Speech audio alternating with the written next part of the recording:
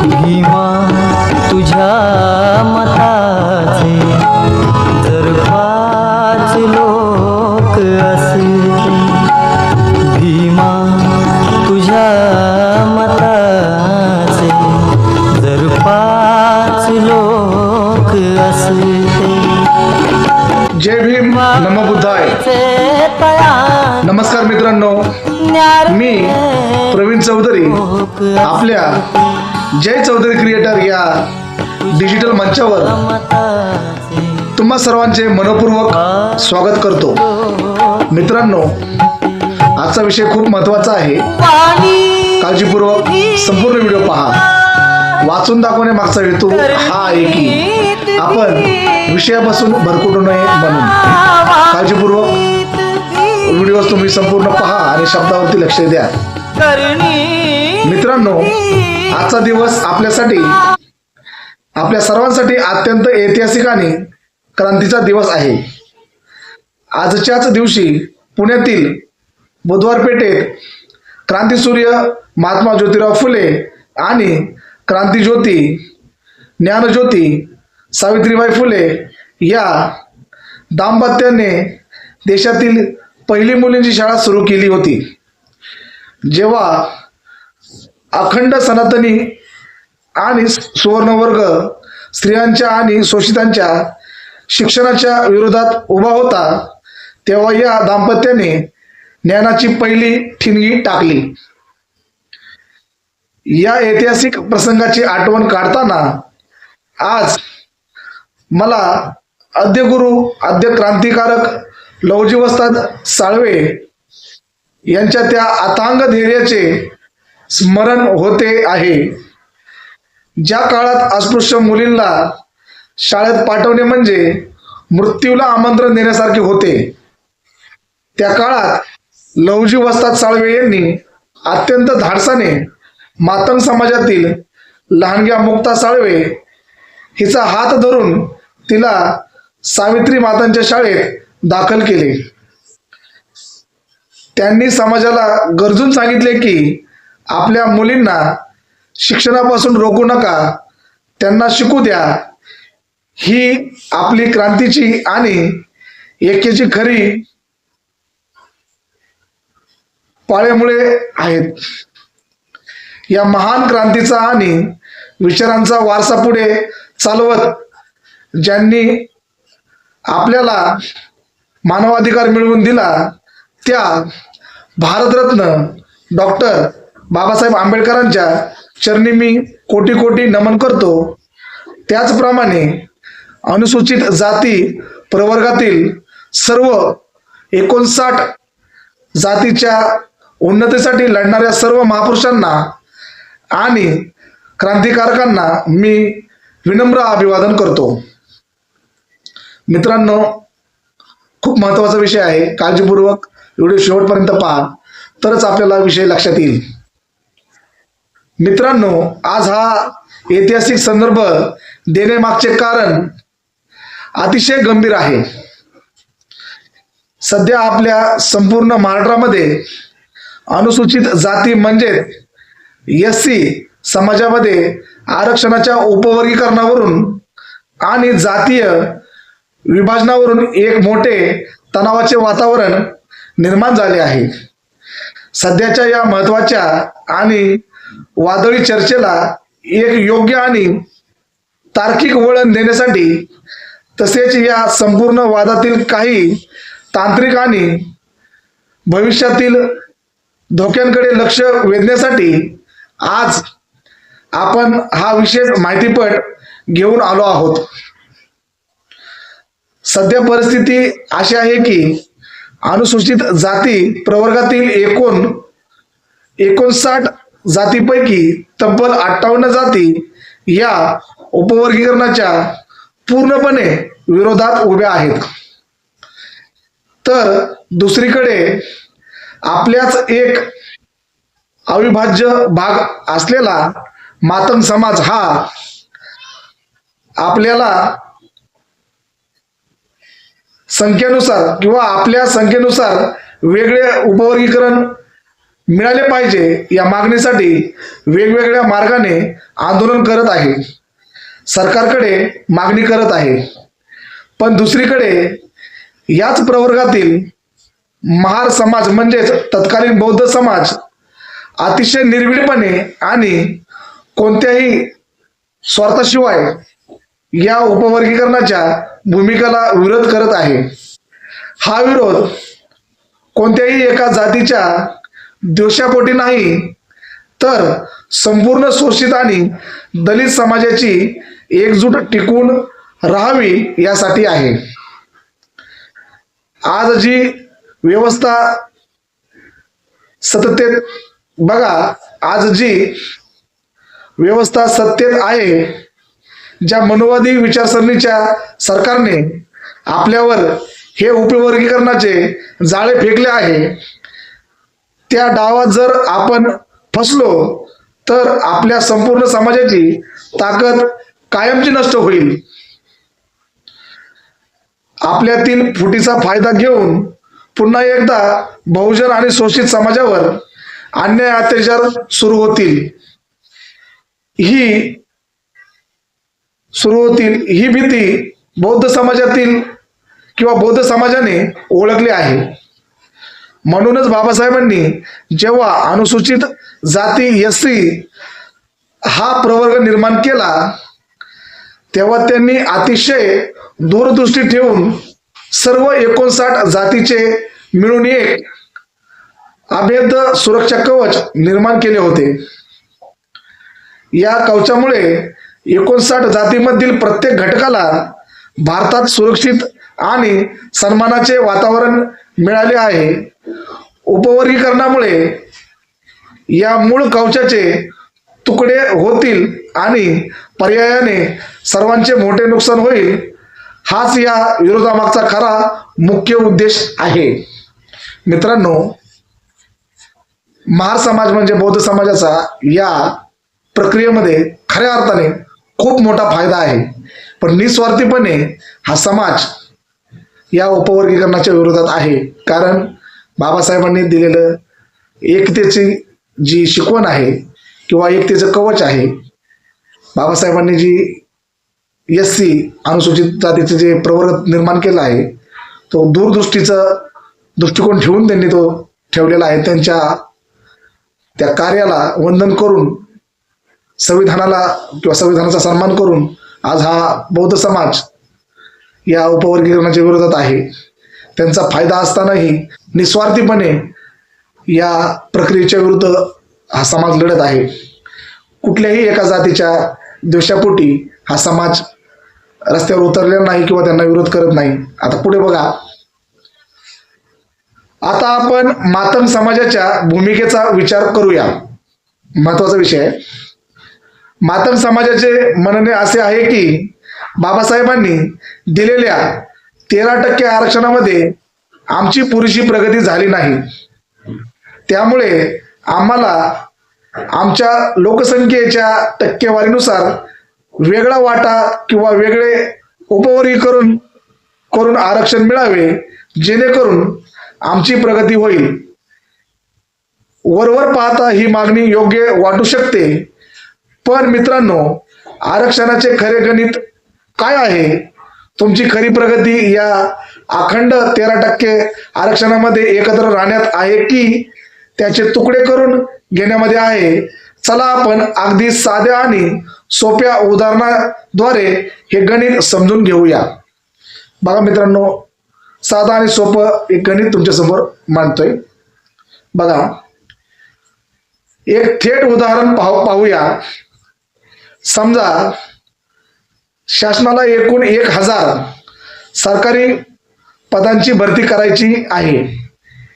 या नियमानुसार खुल्या प्रवर्गासाठी 500 पदे असतील आणि उर्वरित 500 पदे सर्व मागासवर्गीय प्रवर्गासाठी राखीव असतील.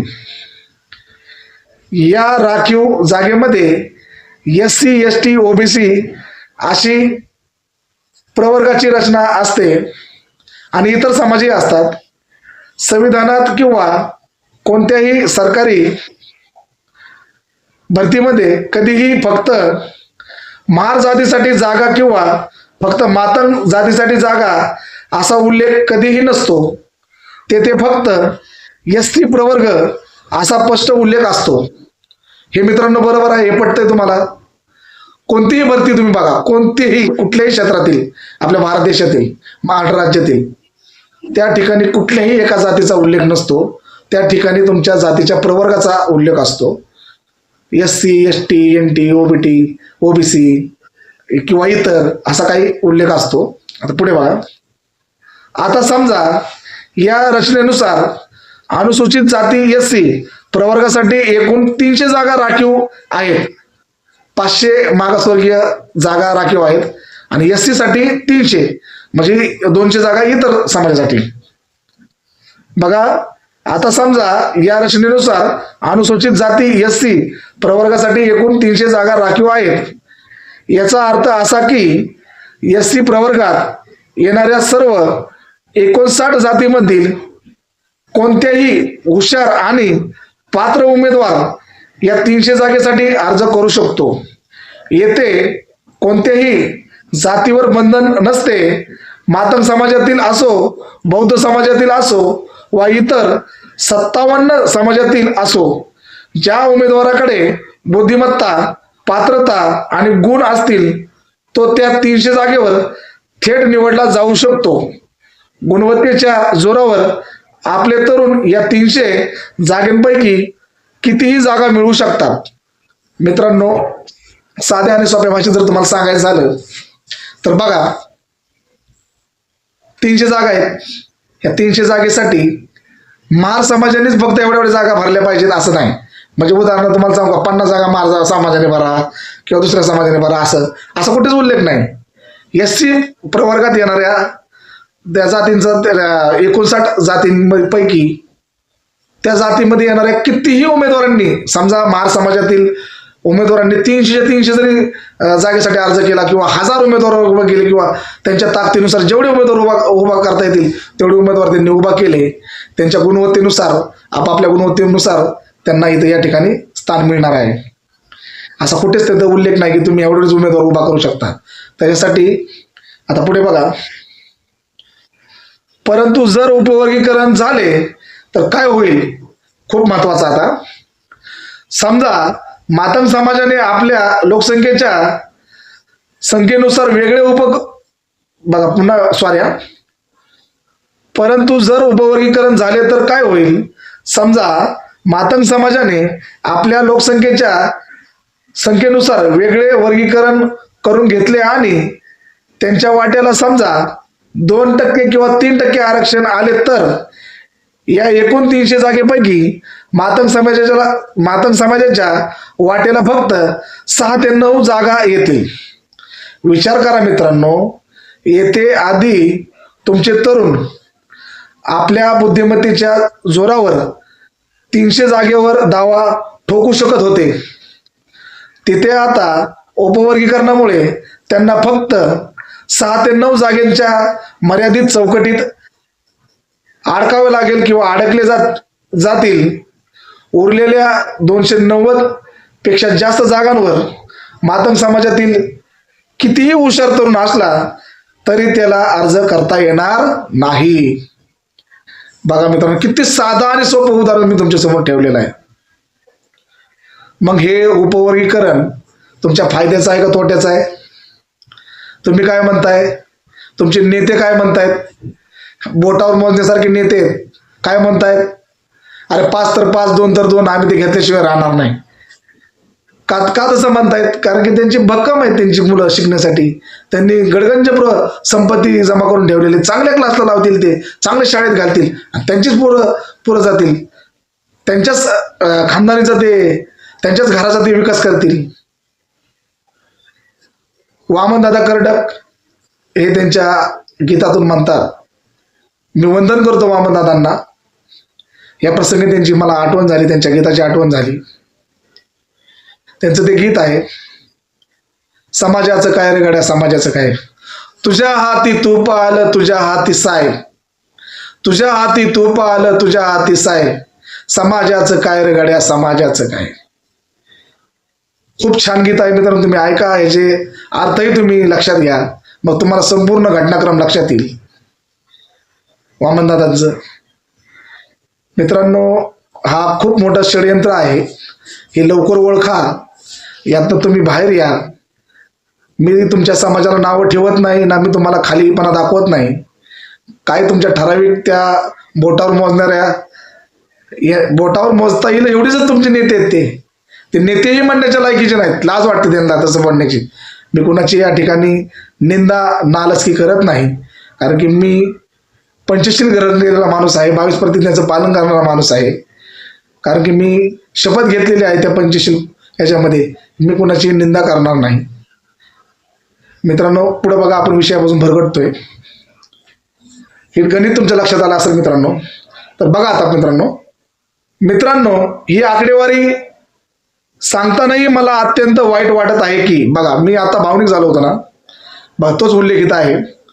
मित्रांनो ही आकडेवारी सांगतानाही मला अत्यंत वाईट वाटत आहे की, ज्या 13% अखंड आरक्षणामध्ये आपल्या लोकांना अमर्याद स्पर्धा उपलब्ध आहेत, त्याऐवजी लोकसंख्येच्या नावाखाली अत्यंत कमी जागेच्या तुकड्यावर समाधान मागण्याची किंवा मांडण्याची, मी हा विषय पुन्हा घेतो. मित्रांनो ही आकडेवारी सांगतानाही मला अत्यंत वाईट वाटत आहे की, ज्या 13% अखंड आरक्षणामध्ये आपल्या लोकांना अमर्याद संधी उपलब्ध आहेत, त्याऐवजी लोकसंख्येच्या नावाखाली अत्यंत कमी जागेच्या तुकड्यावर समाधान मांडण्याची मागणी केली जात आहे. या उपवर्गीकरणामुळे सध्या जी परिस्थिती वाईट आहे त्यापेक्षाही भयानक, आता जी तुमची परिस्थिती आहे ना त्याच्यापेक्षाही भयानक आणि वाईट परिस्थिती भविष्यात निर्माण होईल. मित्रांनो हे अडखळण्याचं कारण एकच आहे की, मी ही संपूर्ण माहिती लिहित असताना बऱ्याच ठिकाणी काही शब्द योग्य वाटत नव्हते म्हणून मी काटछाट केलेले आहे, आणि व्हिडिओ बनवण्यासाठी वेळ जात असताना किंवा वेळ जातोय म्हणून मी ही तीच रचना समोर घेऊन मी तुमच्यासमोर वाचन करून दाखवतोय. त्यामुळं काही शब्द मला मागं पुढं होत आहेत, मला माफ करा.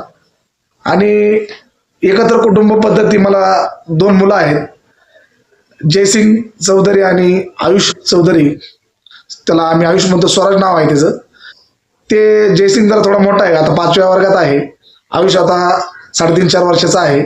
पण तो व्हिडिओ बनवताना खूप गोंधळ घालतो, त्यामुळं मला ते नसताना त्यांच्या अनुपस्थितीत पटकन व्हिडिओ बनवायचा असतं, म्हणून मी हा प्रयत्न करतो. मला माफ करा मित्रांनो, मला समजून घ्या, पण शब्दाकडे लक्ष द्या. मी खूप तळमळीने माझं मत, माझं कुटुंब म्हणून मी आपल्यासमोर मांडत असतो. मी तुमच्यापेक्षा खूप लहान आहे, किंवा पाहणाऱ्या प्रेक्षकात माझ्यापेक्षा कोणी लहान असेल तर मोठा भाव समजून, किंवा माझ्यापेक्षा कोणी वडीलधारी व्यक्ती असेल तर घरातील एक लहानसा आपला सभासद समजून माझं म्हणणं तुम्ही ऐकून घ्या. तमाम 59 जातीतील किंवा इतर समाजातीलही, मराठा समाज असो, जो कोणी माझा व्हिडिओ पाहत आहे त्या संपूर्ण प्रेक्षकांना माझी हात जोडून विनंती आहे की, आपली ही भूमिका आहे की आपल्या राज्यामध्ये, आपल्या देशामध्ये हा जो काही प्रकार चालू आहे, ह्या प्रकारावरती विचारमंथन करण्याची व याला न्याय देण्याची. आपण शेजाऱ्याचं भांडण चालू असतं तर सोडवायला जातो, तसंच या प्रवर्गातही भांडण चालू आहे. मी तमाम इतर समाजातील लोकांना आव्हान करतो की, ज्ञानी लोकांना आव्हान करतो की आपण यावं आणि आता न्याय निवाडा करावं. ह्या लोकांना समजून सांगावं की तुमचं एकत्र राहण्यातच तुमचा फायदा आहे, विघटण्यात तुमचा फायदा नाही, किंवा वेगवेगळं राहण्यात तुमचा फायदा नाही. चला मित्रांनो पुढे बघूया. क्रांतीचे आद्यगुरु लहुजी वस्ताद साळवे यांनी ज्या उदात्त विचाराने मुक्ता साळवे यांना शाळेत पाठविले,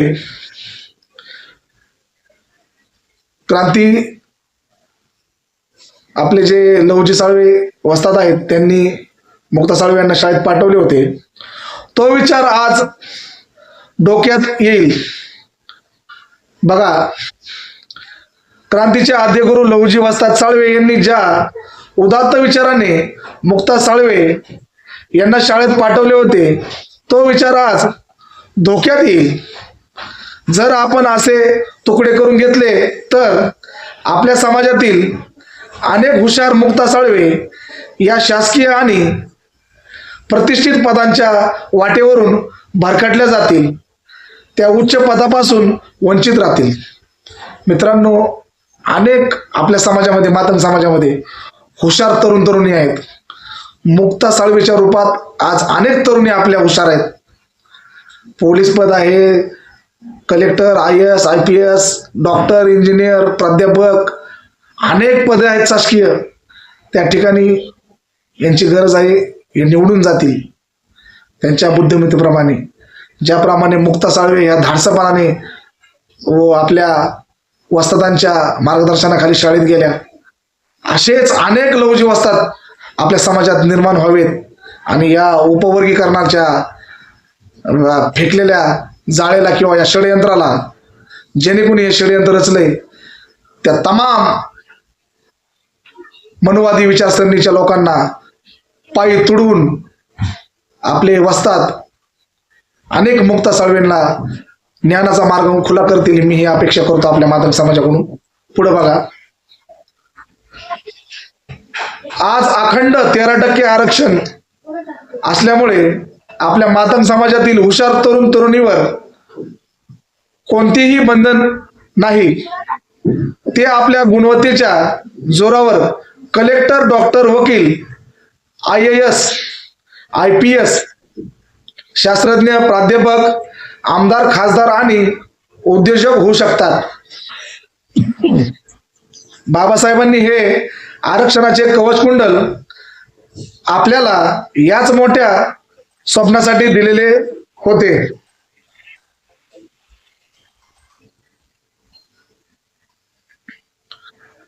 आज आपल्याला या मागणीच्या आडमुठेपणाचा फायदा काही राजकीय शक्ती घेत आहेत. आज आपल्या या मागणीच्या आडमुठेपणाचा फायदा काही राजकीय शक्ती घेत आहेत. मित्रांनो, लक्षात घ्या, आम्ही कोणाचेही नाव घेणार नाही, कोणावरही थेट आरोप करणार नाही, कारण की मित्रांनो आपल्याकडे पुरावा नाही, आपण तसं कोणावरती आरोप करू शकत नाही. आमच्याकडे तसे ठोस पुरावे नाहीत की तुमचे कान कोणी फुकले आहेत किंवा या उपवर्गीकरणाच्या आगीत कोण तेल ओतत आहे. परंतु एक गोष्ट सूर्यप्रकाशासारखी स्पष्ट आहे की जो कोणी हे करत असेल त्याच्या स्वार्थी राजकारणाला बळी पडू नका. आपली खरी ताकद ही एकत्रित राहण्यातच आहे. आपल्या पूर्वजांनी एकीचे बळ सांगताना एक सुंदर उदाहरण दिले आहे. जर आपण झाडाची एक सिंगल काडी घेतली तर ती लहान मुलंही सहजपणे मोडू शकते, पण जर आपण अशा 59 काड्या एकत्र केल्या आणि त्याचा एक घट्ट किंवा पेंडी बांधली तर जगातील कोणतीही मोठी शक्ती तो गट्टा सहजासहजी मोडू शकत नाही. हेच आपल्या 59 जातीचे आणि SC प्रवर्गाचे एकीचे बळ आहे. म्हणूनच डॉक्टर बाबासाहेब आंबेडकरांनी या सर्व 59 जातींना संविधानाच्या माध्यमातून एकाच धाग्यात गुंफले होते. मित्रांनो, बाबासाहेबांचा तमाम शोषित दीनदलितांना एकत्र आणण्याचा खरा उद्देश हाच होता की एका समाजावरती जर अन्याय झाला तर दुसऱ्या समाजाने त्या समाजाच्या मदतीला धावून जाणे किंवा तुमच्या एकीच्या बळामुळे कोणतीही मनुवादी शक्ती तुमच्यावर प्रहार करू शकणार नाही. पण आज जर मातंग समाजामुळे जर समाजामध्ये उपवर्गीकरण झालंच, जातीचं आपलं वर्गीकरण झालंच, या आरक्षणाच्या रूपी, तर मित्रांनो खूप भयानक परिस्थिती आपल्या समाजात निर्माण होईल. ती कशी? मातंग समाज एका बाजूला जाईल, अनेक गुन्हेगारी प्रवृत्तीचे घटना या ठिकाणी आपल्यामध्ये घडतील, तिकडून आक्षेपार्ह भाषेत काहीतरी वक्तव्य केले जाईल किंवा कृती केली जाईल, इकडून बौद्ध समाजातील किंवा इतर समाजातून त्याला प्रत्युत्तर दिलं जाईल, मारामाऱ्या होतील, अनेक समाज अनेक मार्गाने विखुरला जाईल. ही ज्या लोकांनी ठरवलेलं आहे की असं घडलं पाहिजे, त्या लोकांचा विजय होईल. म्हणून मित्रांनो, मी मगाशीच उल्लेख केला, पाठीमागच उल्लेख केला की आपल्याकडे पुरावा नाही, आपण तसं कोणाचं नाव घेऊ शकत नाही, कोणाची निंदा नालचकी करू शकत नाही. पण एक अदृश्य शक्ती यांच्या पाठीमागे जर असेल तर त्या अदृश्य शक्तीचा खराच या ठिकाणी विजय आहे. आणि बाबासाहेबांची या ठिकाणी त्यांच्या विचारसरणीची, संविधानाची हार आहे. आणि ही हार आम्ही कोणत्याच पद्धतीने कुठल्याच परिस्थितीत होऊ देणार नाही. भारतीय संविधानाला आम्ही सर्वोच्च मानून भारतरत्न डॉक्टर बाबासाहेब आंबेडकरांच्या विचारसरणीला आम्ही जागून, त्यांच्या इमानाला जागून, त्यांनी आमच्यावर केलेल्या उपकाराला जागून, आता मी जो घेतोय श्वास, या पूर्ण श्वास मी बोलतोय, माझ्या या ज्या अस्तित्वाला जे कोणी कारणीभूत आहेत, भारतरत्न डॉक्टर बाबासाहेब आंबेडकर, माझ्या बाबासाहेबांपासून ते आजपर्यंत मी बोलतोय पर्यंत जेवढ्या पिढ्या आहेत, त्या पिढ्यांना घडवण्यासाठी किंवा माझ्या पिढ्या अस्तित्वात राहण्यासाठी किंवा अस्तित्वात असल्यासाठी बाबासाहेबांचे जी ताकद किंवा जे संविधानाने काम केलेलं आहे, त्या संपूर्ण भागाला मी वंदन करून आज मी तुमच्या समोर विनंती करतो, हात जोडून मातंग समाजासमोर, की खरंच बांधवांनो, तुम्ही हा उपवर्गीकरणाचा विषय बाजूला करा आणि या मागचं षडयंत्र ओळखा. चला मित्रांनो, भावनिक व्हायचं नाही आपल्याला, त्यासाठी तर आपण हे लिहून घेतले आणि वाचून दाखवतोय. आतापर्यंत केलेल्या ह्या आपल्या चर्चेच्या समारोपाकडे पोहोचत असताना, चला तर मित्रांनो, आज या क्रांती दिनी आपण एक नवा संकल्प करूया. क्रांतीचे आद्यगुरु लहुजी वस्ताद साळवे यांच्या स्वप्नातील आणि मुक्ता साळवे यांच्या आदर्शातील अनेक हुशार मुक्ता साळवे आपण आपल्या समाजात घडवूया. आपल्या मातंग समाजाचे आणि बहुजन समाजाचे नाव ज्ञानाच्या आणि कर्तृत्वाच्या जोरावर सर्वोच्च शासकीय पदावर झळकू देऊया. हा जातीय उपवर्गीकरणाचा आणि फुटीचा घाट आपण सर्वांनी मिळून येथेच थांबवला पाहिजे. एकत्र राहण्यातच आपल्या मुलांचे आणि येणाऱ्या पिढीचे खरे कल्याण आहे हे आपण ओळखले पाहिजे.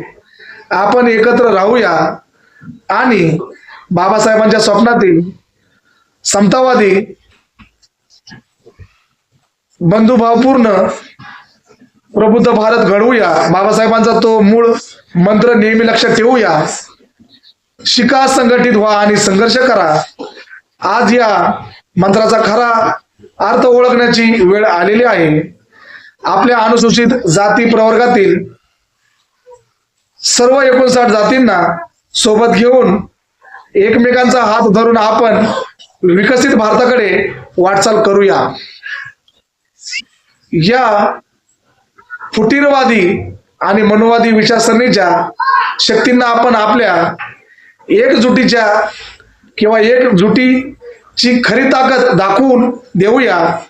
बाबासाहेबांनी संविधानात आपल्याला दिलेले न्याय, हक्क आणि ही अभेद्य कवचकुंडले सदैव जिवंत ठेवण्यासाठी आपण संविधानाप्रती पूर्ण निष्ठा बाळगूया. आज आपण संविधानाप्रती पूर्ण निष्ठा बाळगूया. आज आपण सर्वजण मिळून एकसंध आणि विकसित भारत घडवण्याची शपथ घेऊया. प्रबुद्ध भारत घडवण्याची शपथ घेऊया. तुम्हाला हा माहितीपट कसा वाटला हे कमेंट करून नक्की सांगा. व्हिडिओला लाईक करा आणि आपल्या बांधवांपर्यंत शेअर करायला विसरू नका. आपल्या जय चौधरी क्रिएटर चॅनलला नक्की सबस्क्राईब करा. मित्रांनो, आम्हाला सबस्क्राईब करा आणि आमच्या कुटुंबाची ताकद वाढवा. अशाच प्रकारच्या ज्ञानवर्धक आणि माहितीपूर्ण गोष्टी आम्ही आपल्यासमोर घेऊन येत राहू. तोपर्यंत मला रजा द्या. भेटूया पुढील भागामध्ये अशाच ज्ञानवर्धक आणि समाजहिताच्या माहितीपटासह. तोपर्यंत आम्हाला रजा द्या. जय हिंद, जय भारत, जय भीम, नमो बुद्धाय. संपूर्ण 59 जातीतील तमाम समाजसुधारक, क्रांतिकारक, विचारवंत महापुरुषांना वंदन करून व तमाम 59 जातींना एकाच धाग्यामध्ये फुलांच्या माळेप्रमाणे गुंफणाऱ्या त्या विश्वभूषण, भारतरत्न, बोधिसत्व डॉक्टर बाबासाहेब आंबेडकर यांना त्रिवार वंदन करून आजचा भाग आपण या ठिकाणी थांबूया. मी प्रवीण सुनील चौधरी आपली हात जोडून नम्र विनंती करतो, मातंग समाजाला किंवा इतर अजून जर कोणता समाज जातीय उपवर्गीकरणाच्या बाजूने जर असेल तर त्या तमाम समाजाला माझी हात जोडून कळकळीची विनंती आहे की मित्रांनो, आपण या षडयंत्राला ओळखून आताच आपण सावध झालं पाहिजे आणि याला आपण विरोध केला पाहिजे. आपण एकत्र राहिलो तरच आपण टिकूया. एकत्र राहण्यातच आपलं भलं आहे, आपल्या समाजाचं भलं आहे, येणाऱ्या पिढीचं भलं आहे. मनुवादी विचारसरणी हे संविधान बदलण्याच्या मार्गावर आहे. म्हणून त्यांचं षडयंत्र आपण ओळखा आणि बाबासाहेबांच्या विचाराला, बाबासाहेबांच्या संविधानाला कुणीही गद्दार होऊ नका. येणारा काळ तुम्हाला माफ करणार नाही. तुम्ही टाचा खोडून मारा, पण गद्दारी होऊन किंवा गद्दार होऊन जगण्यापेक्षा, गद्दार होऊन लढण्यापेक्षा आणि मरून जाण्यापेक्षा इमानाने, छातीत ठोकपणे बाबासाहेबांचा अनुयायी होऊन तुम्ही लढा. कारण तुम्ही कोल्या कुत्र्याची औलाद नाही, तुम्ही शिवाचे छावे आहात. बाबासाहेब स्वतः म्हणतात, तुम भेड़ बकरियों की औलाद नहीं, अगर तुम्हें संदेह है तो जाओ उस भीमाकोरे गांव में, देखो तुम्हारे पूर्वजों ने इतिहास रच के रखा है. त्या स्तंभाला दर्शवून बाबासाहेब हे वाक्य म्हणतात की तुम्ही कोल्या कुत्र्याची औलाद नाही, तुम्ही सिंहाचे छावे आहात. मित्रांनो, तुमची मी रजा घेतो. माझ्याकडून जर बोलताना काही चुकलं असेल किंवा कोणालाच काही झालं असेल तर मला माफ करा. भेटूया पुढच्या भागात. धन्यवाद, धन्यवाद, धन्यवाद.